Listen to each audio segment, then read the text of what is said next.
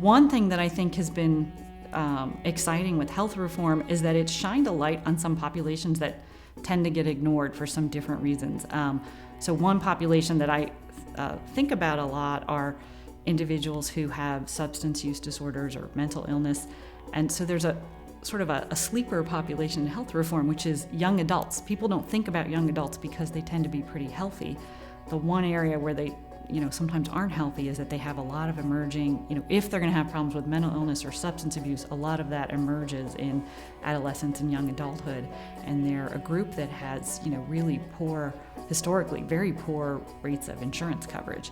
And so when you can look at something like the Massachusetts health reform experience, which I've been doing lately, where it was the case before their 2006 reform that looks a lot like, the coverage aspects look a lot like the Affordable Care Act.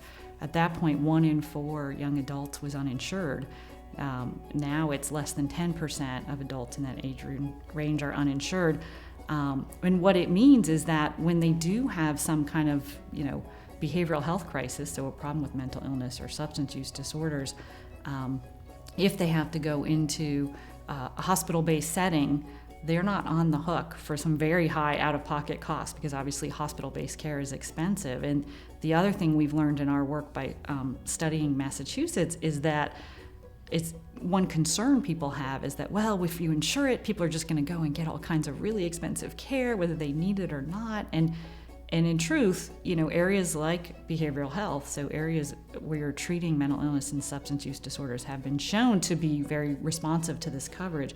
What we've been able to show, in our work is that in Massachusetts, at least, use of inpatient settings did not rise and in fact fell relative to the trends in other parts of the country and other age groups. So for young adults, it's sort of a good news story that if anything, there's certainly no rise in use of emergency departments or inpatient settings.